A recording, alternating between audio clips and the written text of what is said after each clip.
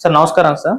నమస్తే అండి. Sir Thandel movie మంచి కలెక్షన్స్ తో అయితే రన్ అవుతూ ఉంది సార్. అయితే ఈ నేపథ్యంలో దాన్ని కూడా పైరసీ వెంటాడడం చూస్తున్నాం. ప్రొడ్యూసర్స్ కూడా బయటకు వచ్చి పైరసీ చేసిన వాళ్ళని, పైరసీ డౌన్లోడ్ చేసి చూసిన వాళ్ళపైన కూడా ఒకవేళ మేము చూస్తే వాళ్ళపైన చర్యలు అయితే తీసుకుంటామని చెప్పేసి ఒక వార్నింగ్ అయితే ఇచ్చారు. అండ్ ఈ పైరసీ కూడా ఈ మూవీ కలెక్షన్స్ పైన దెబ్బతీసిందని కూడా కొంతమంది మాట్లాడుతున్నారు. మరి ఈ మూవీ పైరసీ దెబ్బతినడం ఆ కలెక్షన్ మీద ప్రభావం చూపించిందా, వాళ్ళ మీద చర్యలు తీసుకుంటా అంటున్నారు కదా, దీనిపైన మీ ఒపీనియన్ సార్? అంటే ఈ సినిమా కలెక్షన్స్ డ్రాప్ అయిన మాట వాస్తవం. అంటే నిజానికి వీకెండ్ సండే కూడా 60% ఆక్యుపెన్సీ మీదే వెళ్ళింది.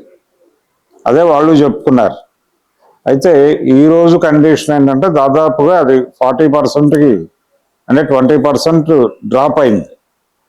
ఈ 20% రేపటికి పెరుగుతుంది.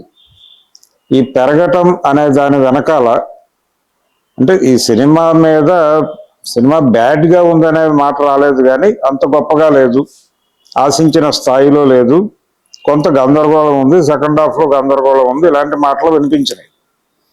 ఈ మాటల నేపథ్యంలో ఈ సినిమా సక్సెస్ మీట్ కూడా జరిపేసుకున్నారు, ఫంక్షన్ చేసేసుకున్నారు, అయిపోయింది. అయితే ఈ డ్రాప్కి సంబంధించి ఇప్పుడు ఆ సక్సెస్ మీట్ అయిపోయింది, వాళ్ళు సెలబ్రేషన్ చేసేసుకున్న తర్వాత కలెక్షన్స్ డ్రాప్ అవటం మీద ఎలా రియాక్ట్ అవ్వాలి అనేటప్పుడు దీన్ని ఎంచుకున్నారు వాళ్ళు. ఏది పైరసీని ఎంచుకున్నారు. ఈ పైరసీ గురించి మాట్లాడటానికి ఇప్పుడు మీడియా ముందుకు వచ్చారు.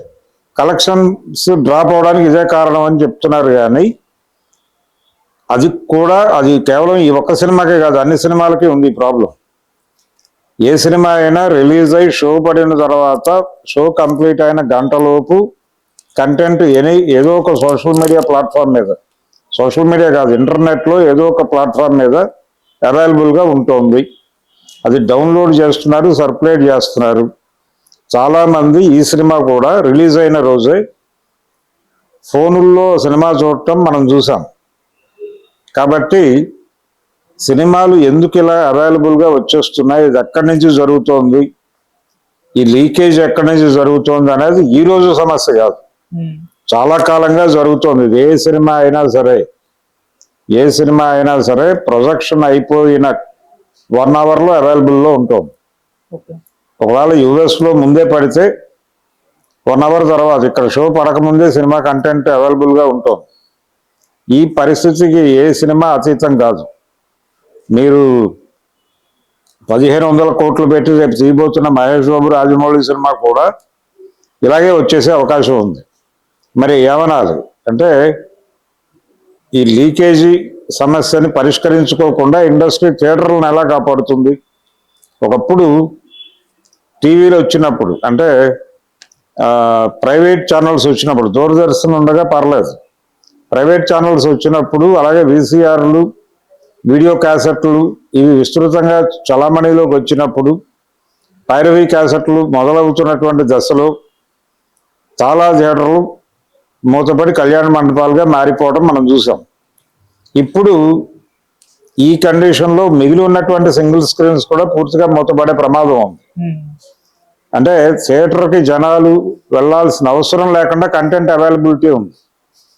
ఇదివరకు రోజుల్లో టీవీ పెట్టుకునో లేకపోతే మరొకటి ఒక వీసీఆర్ పెట్టుకునో క్యాసెట్ అక్కడ నుంచి తెచ్చుకునో ఈ కష్టం ఉండేది.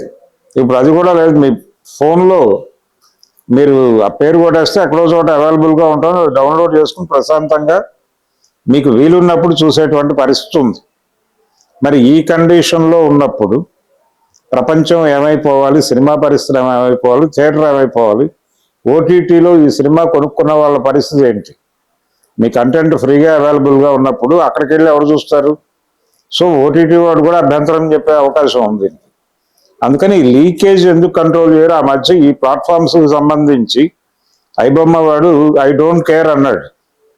మీరు ఏమైనా చేసుకోండి, నేను నా పద్ధతిలో నేను వెళ్తాను, మీరు నన్ను కంట్రోల్ చేసుకోగలిగితే ఎలా కంట్రోల్ చేసుకోగలరో అలా చేసుకోండి, నేను అడ్డు చెప్పను, నేను ఆపను అని చెప్పాడు చాలా స్పష్టంగా.